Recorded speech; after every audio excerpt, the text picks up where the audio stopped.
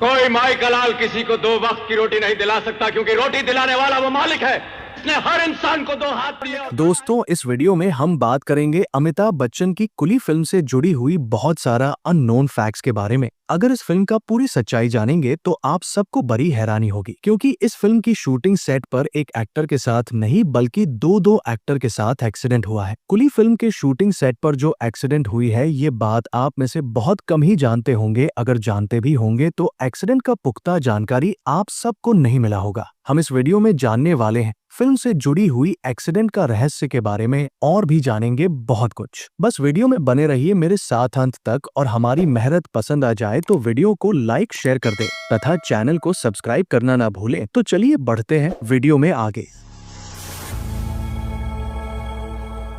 Film कुली एक action comedy drama film थी। Film की एक बेसिक स्टोरी का आइडिया किया था मनमोहन देसाई की वाइफ जीवन प्रभा देसाई ने, तथा फिल्म का स्क्रीन प्ले लिखा था के शुक्ला ने, और फिल्म के डायलॉग्स लिखे थे कादर खान ने, और फिल्म को प्रोड्यूस किया था मनमोहन देसाई के बेटे केतन देसाई ने। जो प्रोड्यूस किए गए उनकी ये पहली फिल्म थी, और इस फिल्म को डायरेक्ट किया था मनमोहन देसाई ने। तकरीबन 2 घंटा 49 मिनट की कुल लंबाई वाली इस फिल्म को रिलीज किया गया था 2 दिसंबर सन 1983 को। इस फिल्म में हमें नजर आए थे अमिताभ बच्चन, ऋषि कपूर, रति अग्निहोत्री, शोमा आनंद, कादर खान, वहीदा रहमान, पुनीत सर, सत्येंद्र कपूर और सुरेश ओबेरॉय। इसके अलावा और कई छोटे बड़े कलाकार नजर आए थे। फिल्म की सभी गानों का लिरिक्स लिखे थे आनंद बख्शी ने, और म्यूजिक दिया था लक्ष्मीकांत प्यारेलाल ने। फिल्म की म्यूजिक एल्बम में कुल मिलाकर टोटल 7 गाने रखे गए थे, जिन गानों की बोल थे सारी दुनिया का बोझ हम उठाते हैं, एक्सीडेंट हो गया रब्बा रब्बा, मुझे पीने का शौक नहीं, जवानी का रेल कहीं, लंबू जी, मुबारक हो तुमको हज का महीना, हमका इश्क हुआ है यारों। फिल्म का म्यूजिक एल्बम सुपरहिट था। फिल्म के सारे ही गाने लोगों के द्वारा काफी पसंद किए गए थे, जो आज भी 80 के दशक के कुछ बहुत ही पॉपुलर गानों के तौर पर इस फिल्म के गानों को याद किया जाता है। फिल्म के इन सभी सुपरहिट गानों में अपनी मखमली एवं सुंदर आवाजें दी थी शब्बीर कुमार, अलका याग्निक, अनुराधा पौडवाल, शैलेंद्र सिंह, सुरेश वाडकर और आशा भोसले ने। आइए अब एक नजर डालते हैं फिल्म के बजट और बॉक्स ऑफिस कलेक्शन के ऊपर। इस फिल्म का बजट रखा गया था लगभग 3 करोड़ रुपया, और फिल्म ने इंडिया में कलेक्शन किया था लगभग 9 करोड़ रुपया। अगर वर्ल्ड वाइड कलेक्शन की बात करें तो इन्होंने कमाई किया था लगभग 11 करोड़ रुपया, और इस लिहाजा से फिल्म एक ब्लॉकबस्टर साबित हुई थी। इस फिल्म को उस टाइम लगभग 7 करोड़ से भी ज्यादा टिकट्स बेची गई थी, और ये सन 1983 में सबसे ज्यादा पैसा कमाने वाली फिल्म बन गई थी। अगर सन 1983 की सर्वाधिक कमाई करने वाली 5 टॉप 5 फिल्म लिस्ट की बात करें तो पहले नंबर पर थी फिल्म कुली, दूसरे नंबर पर थी फिल्म बेताब, तीसरे नंबर पर थी फिल्म हीरो, चौथे नंबर पर थी फिल्म हिम्मतवाला, और 5वें नंबर पर रही थी फिल्म अंधा कानून। और फिल्म कुली को IMDb पर 6.7 आउट ऑफ 10 की रेटिंग मिली हुई है। तो चलिए अब जान लेते हैं इस फिल्म से जुड़ी हुई बहुत सारा अननोन फैक्ट्स के बारे में। यहाँ आपको बता दूं, दरअसल कुली फिल्म से ही पुनीत सर ने बॉलीवुड में अपना डेब्यू किया था, और ये फिल्म के अंदर एक विलेन के तौर पर हमें नजर आए थे पुनीत सर के साथ में। फिल्म के एक एक्शन सीक्वेंस को शूट करते टाइम अमिताभ बच्चन के पेट में काफी गंभीर चोट लग गई थी। यह बता दूं, फिल्म स्टार्टिंग में पुनीत सर वाले इस रोल के लिए पहले शरद सक्सेना को कंसिडर किया गया था, किंतु किसी अन्य रीजन की वजह से पुनीत सर को रिप्लेस कर दिया गया। और पुनीत सर की इस पहली फिल्म में एक फाइट सीन के दौरान अमिताभ बच्चन को लगे गलती से उनके एक घूंसे के बाद बॉलीवुड में आगे चलकर उनके पूरे करियर की दशा ही बदल गई थी। गलती से हुए इस एक्सीडेंट के लिए ज्यादातर लोगों ने केवल पुनीत सर को ही इसके लिए दोषी ठहराया गया था। हालांकि अमिताभ बच्चन ने इस बात को लेकर साफ साफ बोला था, इसमें पुनीत सर की कोई गलती नहीं है। फिल्म की शूटिंग के दौरान ऐसा हादसा अक्सर होते ही रहते हैं, किंतु इसके बावजूद भी पुनीत सर को आगे चलकर अपने करियर में काफी बुरे फेज से गुजरना पड़ा था। यह बताता चलो, उस टाइम बॉलीवुड के बड़े बड़े डायरेक्टर और प्रोड्यूसर ने उन्हें अपनी फिल्मों में लेने से मना कर दिया था, जिस वजह से पुनीत सर के पास बड़ी फिल्मों में काम ना मिलने की वजह से उन्हें मजबूरी में B और C ग्रेड फिल्मों में भी काम करना पड़ा था। दरअसल हुआ कुछ यूं था, जब पुनीत सर के साथ जिस टाइम एक्शन सीक्वेंस को शूट करते वक्त अमिताभ बच्चन को पेट में गंभीर चोट लगी थी, जब वो सीन फिल्म के अंदर आता है, तब फिल्म के उस सीन को वहां थोड़ी देर रोक दिया जाता है। उसमें इंग्लिश, हिंदी और उर्दू लैंग्वेज में दिखाया जाता है कि इसी सीन के दौरान अमिताभ बच्चन के पेट में गंभीर चोट लगी थी। दरअसल इस फाइट सीन की शूटिंग 26 जुलाई सन 1982 को बैंगलोर यूनिवर्सिटी की एक लाइब्रेरी के अंदर फिल्म के सीन के हिसाब से एक बैंक जैसा सेटअप लगाया गया था, जिसमें अमिताभ बच्चन और पुनीत सर के बीच में फाइट होना स्टार्ट होती है। इस फाइट के पहले सीन में अमिताभ बच्चन को पुनीत सर को जोर से मारते हुए दिखाया जाना था और ठीक इसी फाइट की अगले सीन में पुनीत को अमिताभ बच्चन के पेट में एक घूंसा मारना था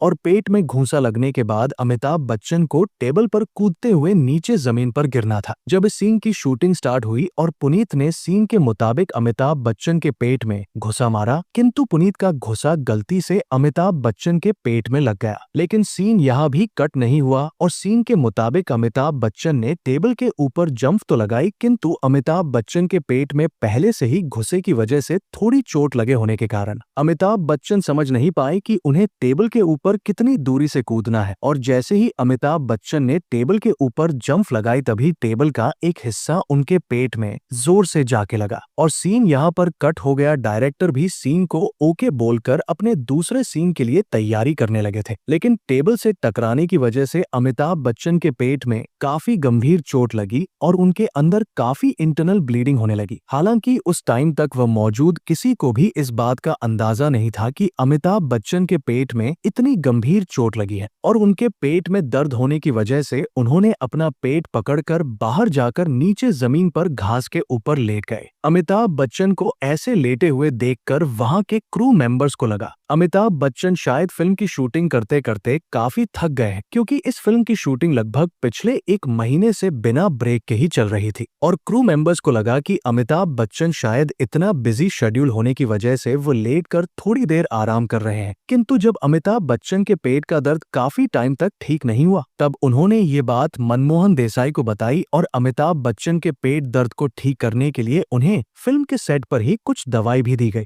लेकिन उन दवाई को खाने के बाद भी अमिताभ बच्चन के पेट का दर्द ठीक नहीं हुआ और अमिताभ बच्चन ने उस रात होटल में आने के बाद दर्द के मारे पूरी रात नहीं सो पाए। इस बारे में ऋषि कपूर ने अपने एक इंटरव्यू में बताया था कि उन्होंने उस रात अमिताभ बच्चन के पेट दर्द को देखते हुए अपने एक असिस्टेंट के हाथों अमिताभ बच्चन के रूम में एक आयोडेक्स भी भिजवाई थी, जिससे कि उनका दर्द थोड़ी कम हो सके, क्योंकि उस टाइम ऋषि कपूर को नहीं पता था कि ये दर्द आयोडेक्स से ठीक होने वाला नहीं है और लोगों को लग रहा था कि ये शायद नॉर्मल दर्द है, थोड़ी आराम करने के बाद अपने आप ही ठीक हो जाएगा। अमिताभ बच्चन ने बताया था कि इस दौरान उनकी आंखों के सामने कई बार तो अंधेरा छाने लगा था। इस दौरान अमिताभ बच्चन ने अपने भाई अजिताभ बच्चन को फोन करके बताया कि उन्हें शायद पेट में काफी गंभीर चोट आई है और वो तुरंत उनकी मदद करने के लिए उनके पास बैंगलोर आ जाए। इतना होने के बाद जब अमिताभ बच्चन की हालत कुछ और ज्यादा बिगड़ती हुई दिखाई दी तो उन्हें तुरंत एरोप्लेन से मुंबई ले जाया गया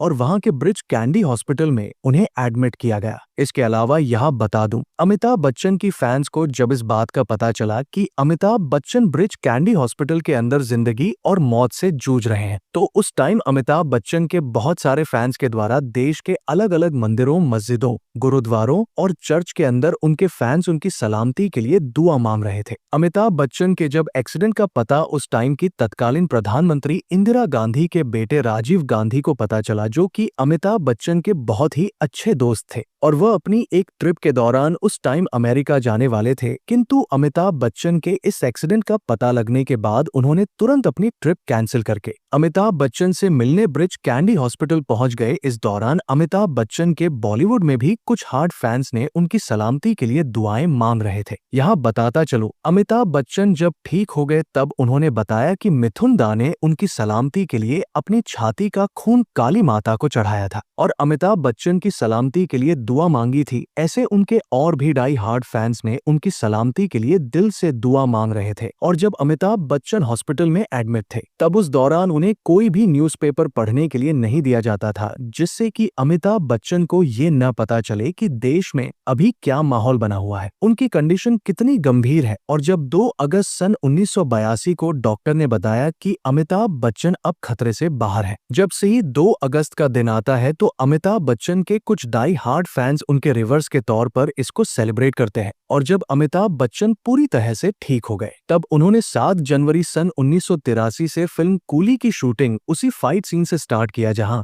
फिल्म कूली की शूटिंग को रोक दिया गया था। इसके बाद फिल्म के आगे की पूरी शूटिंग को कंप्लीट किया गया था। इसके अलावा फिल्म कूली में जो दिखाए गए रेलवे स्टेशन वाले सारे सीक्वेंस की shooting Bangalore city railway station पर की गई थी। दरअसल पहले रेलवे स्टेशन वाले इन सारे सीक्वेंस की शूटिंग मुंबई के किसी रेलवे स्टेशन पर करने का प्लान किया गया था, किंतु मुंबई सिटी के सारे रेलवे स्टेशन पर बहुत ज्यादा भीड़ होने की वजह से इस सीन को बैंगलोर सिटी के रेलवे स्टेशन पर शूट किया गया था। इसके अलावा फिल्म कूली के और भी बहुत सारे सीक्वेंस बैंगलोर यूनिवर्सिटी के कैंपस में शूट किए गए हैं। फिल्म के बहुत सारे सीन बैंगलोर सिटी के आसपास की लोकेशंस पर ही शूट किए गए थे। यहाँ बता दूं, फिल्म कूली के अंदर अमिताभ बच्चन के एक्सीडेंट के अलावा सत्येंद्र कपूर का भी एक एक्सीडेंट हुआ था, अगर आपको फिल्म देखते वक्त याद हो तो। जहाँ फिल्म के स्टार्टिंग में एक सीन होता है जिसमें दिखाया जाता है कादर खान एक डैम के गेट को अचानक से खोल देते हैं और सत्येंद्र कपूर उस पानी में बहते हुए हमें नजर आते हैं। दरअसल जब सीन की शूटिंग स्टार्ट होने वाली थी तो सत्येंद्र कपूर ने पानी के किनारे खड़े होकर पानी में कूदने के लिए तैयार थे और फिल्म के बाकी क्रू मेंबर्स उनसे काफी दूर हटकर खड़े थे। फिल्म का ये सीन स्टार्ट होने से पहले सत्येंद्र कपूर को तभी उस पानी के किनारे एक लेडीज बैठी हुई दिखाई दिया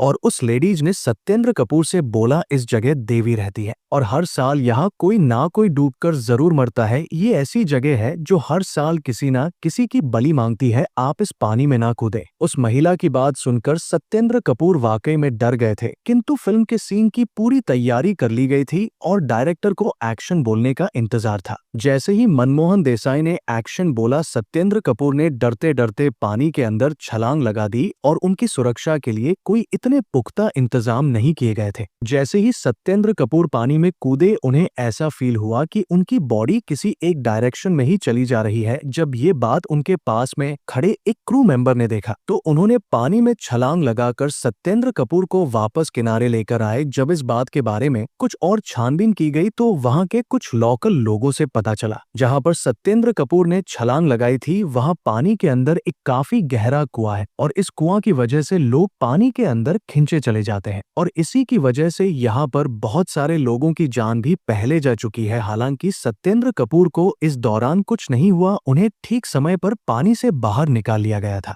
इसके अलावा फिल्म कूली में सबसे पहले अमिताभ बच्चन के ऑपोजिट लीड एक्ट्रेस के तौर पर उस टाइम के जाने माने एक्टर जगदीश राज अपनी बेटी अनीता राज को अमिताभ बच्चन के ऑपोजिट कास्ट करवाना चाहते थे, किंतु अनीता राज उस टाइम बॉलीवुड में काफी नई थी और उनकी कोई भी बड़ी फिल्म इससे पहले रिलीज नहीं हुई थी, जिस वजह से अमिताभ बच्चन ने चाहते थे उनके ऑपोजिट किसी ऐसी एक्ट्रेस को कास्ट किया जाए जिसको उस टाइम लोग काफी जानते हो। और इन सब बात को ध्यान में रखते हुए उस टाइम की एक्ट्रेस रति अग्निहोत्री को अमिताभ बच्चन के ऑपोजिट फाइनल किया गया, जिन्होंने इस फिल्म से पहले कमल हासन के साथ एक दूजे के लिए फिल्म में काम कर चुकी थी और एक दूजे के लिए फिल्म एक बहुत बड़ी हिट साबित हुई थी, जिस वजह से रति अग्निहोत्री को उस टाइम काफी लोग जानने लगे थे। इसके अलावा फिल्म कूली में पहले सोमा आनंद वाले रोल के लिए रीना रॉय को अप्रोच किया गया था, लेकिन रीना रॉय ने किसी कारण से इस फिल्म में काम करने से मना कर दिया और उनकी जगह पर सोमा आनंद को इस फिल्म के लिए फाइनल किया गया। इसके अलावा अमिताभ बच्चन ने अपने एक इंटरव्यू में बताया था कि एक्सीडेंट होने के 2 दिन पहले रात को स्मिता पाटिल का अमिताभ बच्चन के होटल में फोन आया था और जब होटल के रिसेप्शनिस्ट ने अमिताभ बच्चन को बताया कि स्मिता पाटिल का फोन आया है और आपसे तुरंत बात करना चाहती है, अमिताभ बच्चन थोड़ी देर के लिए सोच में पड़ गए थे। हालांकि उन्होंने स्मिता पाटिल के साथ इससे पहले शक्ति और नमक हलाल जैसी फिल्मों में एक साथ काम किया था, किंतु स्मिता पाटिल ने रात के समय उन्होंने इससे पहले कभी भी बात नहीं की थी और जब अमिताभ बच्चन ने स्मिता पाटिल से बात की तो स्मिता पाटिल ने कहा, आप ठीक तो है ना, क्योंकि मैं अभी अभी एक बहुत ही बुरा सपना देखी हूँ। उन्होंने बताया, मैं सपनों में देखी हूँ आपने काफी गंभीर एक्सीडेंट हुए हैं, इसीलिए हाल पूछने के लिए रात के समय फोन किया हूँ। फिर अमिताभ बच्चन ने स्मिता पाटिल को बताया, ऐसा कुछ भी नहीं हुआ है, सब कुछ ठीक चल रहा है और स्मिता पाटिल ने उनसे इतना ही पूछकर फोन कट कर दिया और फोन पर उनकी बात होने के जस्ट 2 दिन बाद ही अमिताभ बच्चन का फिल्म कुली के सेट पर गंभीर एक्सीडेंट हुआ था। अब पता नहीं ये बस एक इत्तेफाक था या स्मिता पाटिल को अमिताभ बच्चन के एक्सीडेंट का पूर्वाभास हो गया था। इसके अलावा अमिताभ बच्चन के इस एक्सीडेंट के बाद उन्हें देश भर से लगभग 200 लोगों के द्वारा लगभग 60 बॉटल ब्लड डोनेट किया गया था और डॉक्टर ने अमिताभ बच्चन को उस टाइम ये ब्लड लगा दिया था। किंतु उन 200 ब्लड देने वाले लोगों में से किसी एक को हेपेटाइटिस बी वायरस था और ये हेपेटाइटिस ब्लड अमिताभ बच्चन को